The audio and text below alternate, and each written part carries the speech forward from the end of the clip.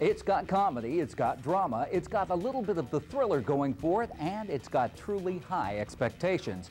But more than anything, this one has a really weird title: Kiss Kiss Bang Bang. There's laughter on the set of Kiss Kiss Bang Bang, where actors Robert Downey Jr. and Val Kilmer have joined forces with one-time Hollywood golden boy Shane Black. The Lethal Weapon writer is directing here, a film noirish drama flavored with Black's comic sensibility, a stylish whodunit to keep you guessing. The great thing about the script is every time your expectation is set up to be one thing and go a certain way, it doesn't. Imagine you're at a Major League Baseball game and home run king Barry Bonds is up to bat.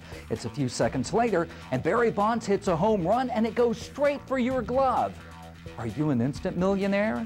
It depends on what happens if that ball goes up for grabs.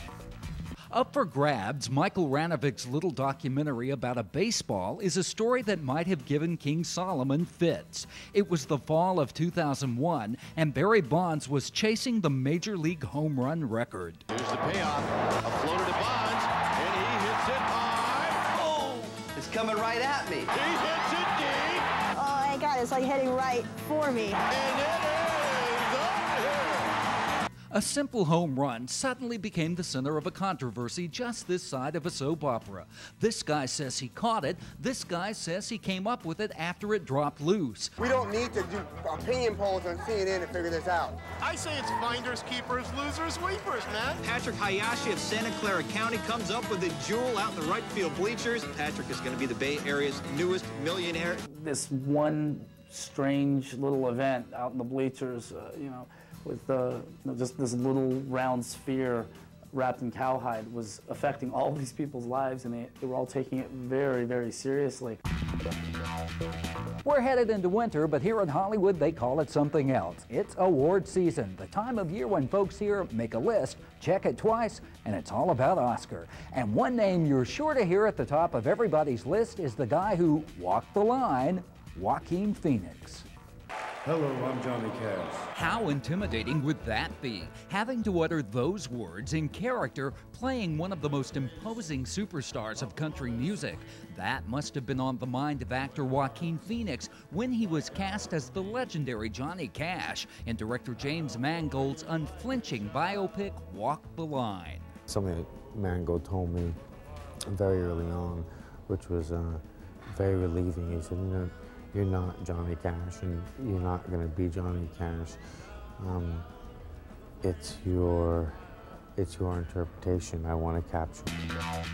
Truth is stranger than fiction. We've heard it before, but it happens to be the case for this latest documentary called Unknown White Male. They kept asking me my name, and that's really the last thing that I wanted to be asked, because, I didn't know. This is the startling, strange, and oh-so-true story of Doug Bruce, who somewhere within a 2-day span in July 2003 lost himself. He didn't know who he was. He had amnesia. He didn't have any kind of identification on him, nothing. So we thought that he got robbed. Doug turned himself into a police station. He had nowhere else to go. He told them he had no clue who he was.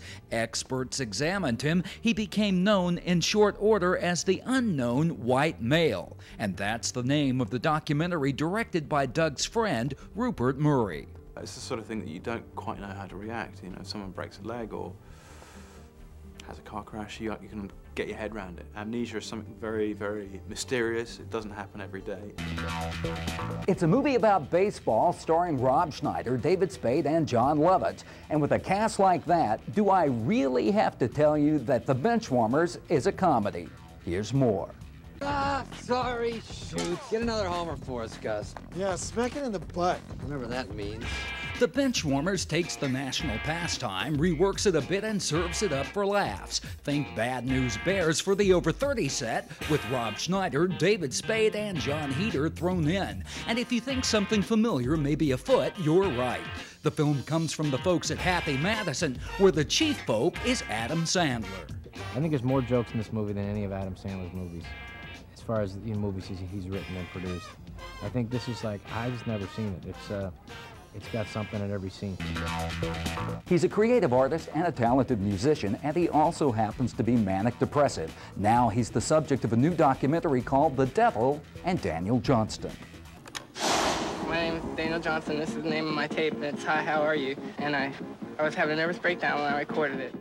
It's something of a journey into the darker corners of the human psyche, and at first glance, the trip may be a bit of a shock to the system for the uninitiated. The guide for this tour is named Daniel Johnston. He's an artist, a painter, a singer, a musician, and oh yes, he suffers from manic depression. You must be wrong if you think you don't love me. You could smile down and put a happy ending to my song. The Devil and Daniel Johnston from filmmaker Jeff Feuerzweig takes viewers through snapshots of the life of this man who's won an underground following all over the world. A man from West Virginia from a religious family who wanted nothing more than to do his art and to gain fame from it. Daniel Johnston is a huge cult or underground figure all over the world. There literally are thousands of people all over the world that are collecting his art and collecting his music, and it got passed around almost like a secret handshake. I'm gonna play this guy who has a damn soul. He's trying to warn the rest of the world. It was my fate to become famous. The Devil and Daniel Johnston is rated PG-13.